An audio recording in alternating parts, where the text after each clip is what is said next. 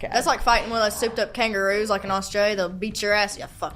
Y'all really thought I was done? I'm just getting started, baby.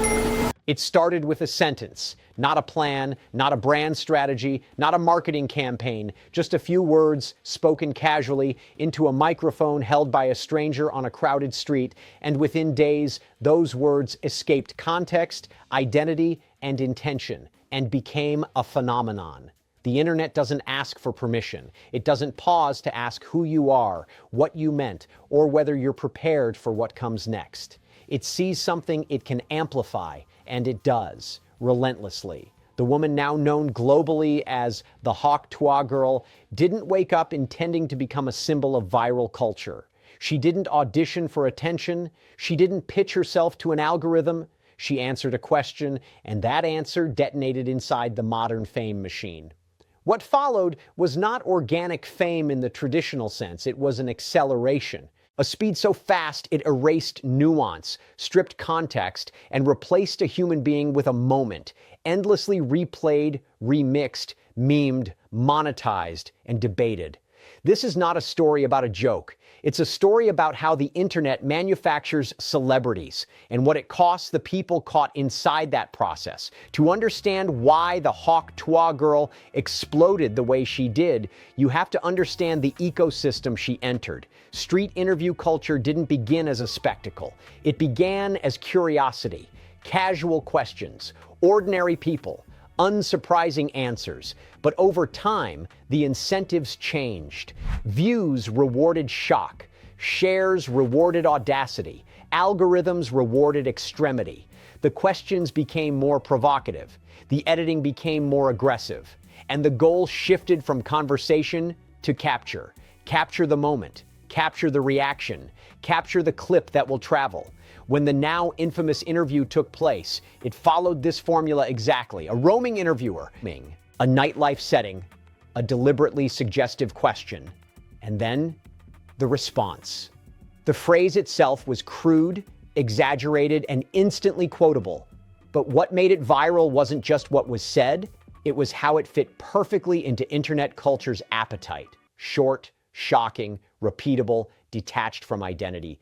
Within hours, the clip was everywhere. TikTok, X, Instagram, YouTube Shorts. Each repost stripped away more context. Who she was didn't matter. Where she came from didn't matter. What mattered was that the clip worked. This is how the viral fame machine operates. It doesn't elevate people. It extracts moments. As the clip spread, something predictable happened. The internet assigned her a name, not her real one, a nickname derived from the phrase itself, catchy, reductive, permanent. Tuah Girl. Names matter, and this one did something subtle but powerful. It erased individuality. She was no longer a person who said something. She became the thing she said. This transformation is a hallmark of viral culture. One moment becomes an identity, and that identity becomes a brand, whether the person wants it or not. At first, the attention seemed harmless. People laughed, shared memes, quoted the phrase, but virality doesn't stay playful for long, because once a clip reaches critical mass, money enters the equation. Merchandise appeared almost instantly. Unlicensed shirts, hats, stickers. People she had never met were profiting from her image and words, and they didn't need her consent. The internet doesn't require it. Then came the commentary, think pieces, reaction videos, debates. Some framed her as funny and unfiltered. Others criticized her harshly, questioning intelligence, morality, or intention. The same clip became ammunition for opposing narratives.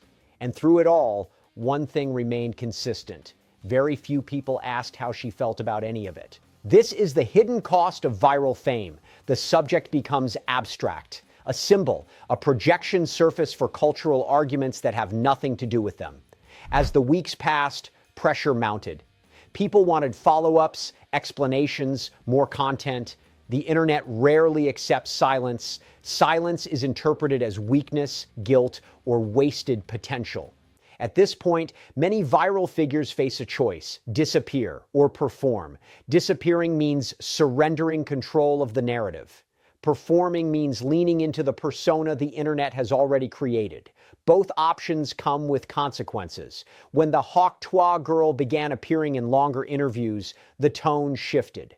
She wasn't reckless. She wasn't chaotic. She was measured, thoughtful, aware that something had happened to her that she didn't fully control.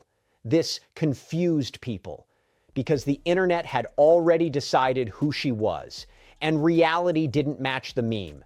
That mismatch created tension. Some audiences felt disappointed. Others accused her of trying to clean up the moment, as if self-awareness were betrayal. This is another truth about viral fame. The audience often resents growth because growth threatens the simplicity of the moment they consume. By now, media outlets had entered the story, not because of substance, but because virality itself had become the news. How did this happen? What does it say about culture? Is this empowerment or exploitation? But these questions often circled around her instead of centering her. She became a case study, a trend, an example, rarely a subject with agency. The internet fame machine thrives on speed. It doesn't wait for reflection. By the time society asks whether something is healthy, the moment has already peaked and begun to decay. Decay is the final phase of viral fame. Interest wanes, mockery replaces fascination, new clips replace old ones, and the person at the center is left with an identity they didn't choose, and an audience that has already moved on. The question then becomes, what remains after the algorithm leaves? For some, viral fame becomes an opportunity. For others, it becomes a scar, and often it becomes both. The Tuah Girl phenomenon forces an uncomfortable examination of modern attention. Why certain voices are amplified, why are others reduced to caricature, and why the internet is so efficient at turning people into content and so bad at protecting them afterward.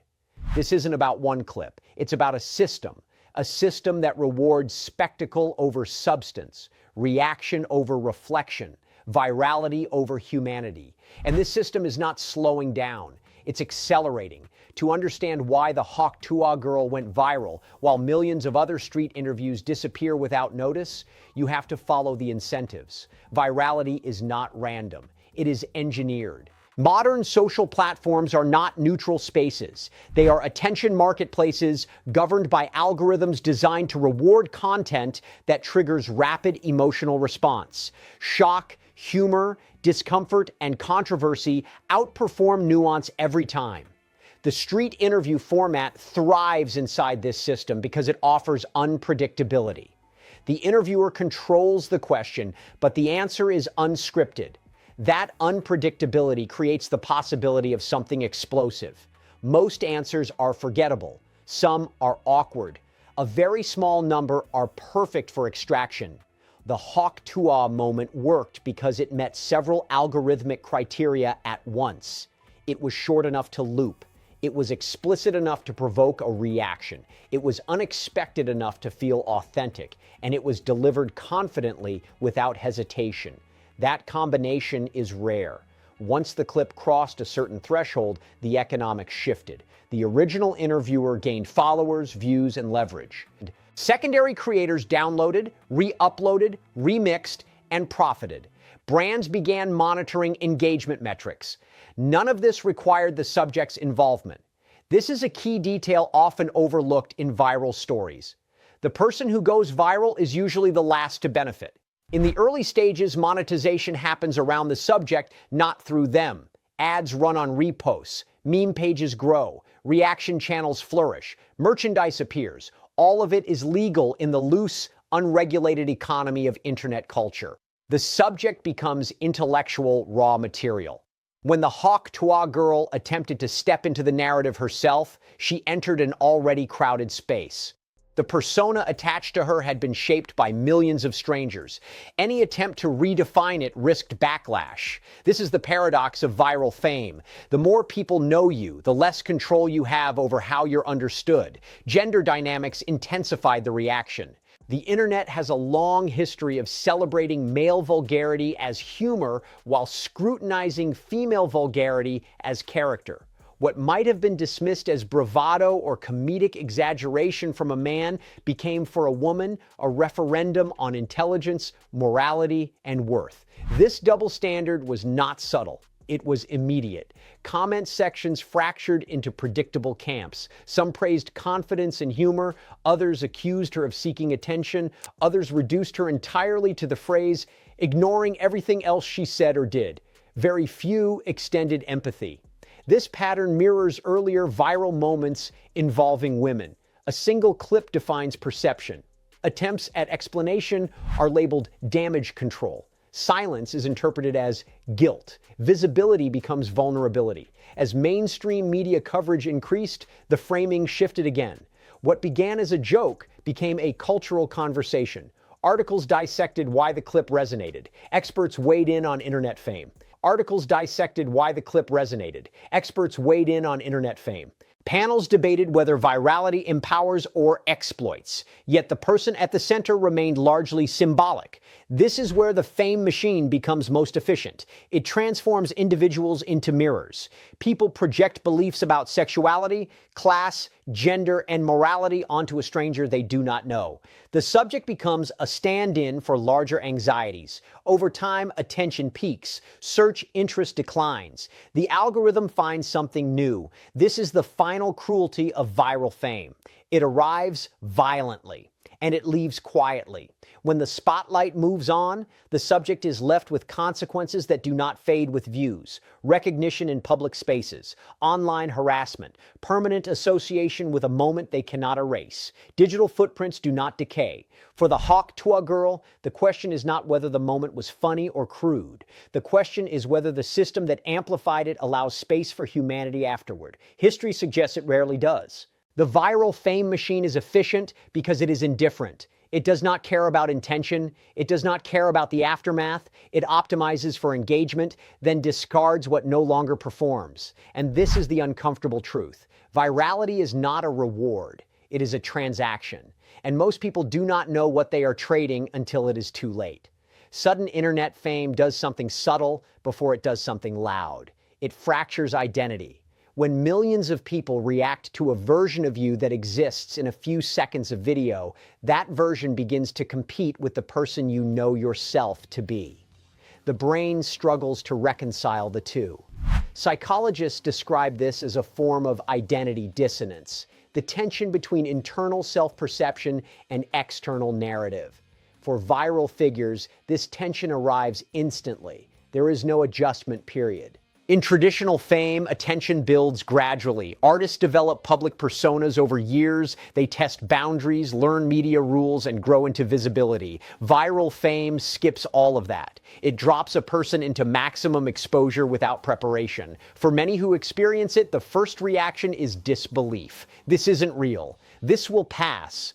They don't really mean me. But the internet does not treat people abstractly. It tracks them, tags them, indexes them. For the hawk Tuah Girl, recognition became unavoidable. Strangers knew her phrase before they knew her name. Her image circulated in places she had never visited. Her words were repeated by people who would never meet her. This is where novelty turns into pressure. Psychologists who study digital culture note that viral subjects often feel trapped between two fears. Fear of disappearing, because attention feels validating. Fear of permanence, because attention never truly leaves. Both can coexist. As time passes, many viral figures attempt to reclaim authorship. They clarify intent. They explain context. They try to expand beyond the moment. But the internet is not designed for expansion. It is designed for repetition. Algorithms do not reward nuance. They reward familiarity. And familiarity means returning to the original moment again and again. This creates a feedback loop. Audiences ask for the thing that made you famous. Media outlets reference it endlessly. New content is judged against it. Growth is penalized because it disrupts expectations. For women in particular, this loop is harsher. Confidence is reframed as calculation. Self-awareness is framed as insincerity. Boundaries are framed as ingratitude. The same internet that demanded visibility now demands access. Many past viral figures have described this period as the most destabilizing, not because of criticism, but because of confusion. Who am I allowed to be now? Some embrace the persona fully. They monetize aggressively. They lean into caricature. They accept the trade, depth for durability. Others resist. They pull back. They disengage. They attempt to reclaim privacy. Both paths carry cost. Those who lean in often feel hollowed out. Those who step back often feel erased. There is no universally right response. Studies on viral fame indicate elevated rates of anxiety, dissociation, and depressive symptoms among individuals who experience sudden mass attention without support systems. Unlike traditional celebrities, viral figures rarely have managers, legal counsel, or mental health professionals guiding the transition. They navigate alone, in public. This lack of infrastructure is a feature, not a bug. The viral economy relies on disposability. If one figure collapses, another replaces them within hours. The system does not pause to repair what it breaks. The Tuah Girl moment exists inside this reality. It is not unique because of the phrase. It is representative because of what followed. As the clip aged, it became shorthand, referenced without explanation, used as cultural shorthand for a type of humor, a type of persona, a type of moment. This shorthand detached the phrase entirely from the person. Detachment is how virality survives. The moment must outlive its origin. At this stage, the internet often rewrites history. The original clip is misremembered. The context is simplified. The narrative becomes cleaner and less accurate. This is where cultural memory hardens. What was once a spontaneous response becomes a fixed identity, and fixed identities are difficult to escape. The deeper question is not whether viral fame is fair. Fairness is irrelevant to systems built on optimization. The question is whether society understands what it is consuming. Every viral clip represents a real person, with a past, with a future, with limits. The internet rarely accounts for this. When the Tuah Girl story is revisited years from now, it will likely be framed as a trend. A moment, a joke. What will be harder to remember is the cost paid in real time, because the viral fame machine does not document aftermath. It only archives impact. At some point, every viral story stops being about the person at its center and starts being about the audience watching it. The Tuah Girl moment forces that reckoning. Not with her choices, but with ours. Viral fame does not exist in isolation. It is co-created. Platforms amplify, creators package, and audiences reward. Every share, every laugh, every remix is a vote for what deserves attention. The algorithm only reflects demand, and demand reveals values. What made this moment explode was not just shock or humor, it was participation. Millions of people decided, consciously or not, that this clip deserved repetition, that it was worth carrying forward, that it was entertaining enough to outlive context. That collective decision matters. The ethical question is not whether someone should go viral. It is whether anyone should be turned into a permanent symbol for a temporary reaction. Platforms often frame virality as empowerment. Exposure equals opportunity. Visibility equals agency. But that framing ignores imbalance. Most viral figures do not choose the scale of attention they receive. They are not equipped to manage it, and they are rarely protected from its consequences. Responsibility then becomes diffuse. Interviewers claim they only asked questions. Platforms claim they only surfaced popular content. Audiences claim they only watched what was there. Each step is defensible on its own. Together, they create a system that displaces accountability entirely. This is how the viral fame machine sustains itself. No one is fully responsible. Everyone benefits briefly. Someone pays long-term. The Tuah Girl did not break the internet. She revealed it, revealed how quickly humor turns into ownership, how curiosity turns into entitlement, how a moment turns into a label that refuses to let go. What lingers is not the phrase, it's the lesson. That modern fame is no longer aspirational. It is extractive. It pulls from people faster than it gives back. Years from now, the clip will still exist. Algorithms do not forget. Search results do not decay. What fades is public empathy. The person behind the moment will move forward, build a life, change. But the internet will keep replaying the version it prefers. Frozen in time, detached from reality. That is the true power of the viral fame machine. It does not care who you become, only who you were for 5 seconds when attention peaked. So the question is not whether the internet should stop creating viral stars. That is impossible. The question is whether we can learn to consume them differently, with restraint, with curiosity instead of possession, with awareness that there is always a human cost, because behind every viral clip is a person who did not consent to becoming a symbol. And behind every symbol is a system that profits from forgetting that fact. The Tuah Girl is not a cautionary tale because of what she said. She is a cautionary tale because of what happened next. This is the viral fame machine, and it is only getting faster.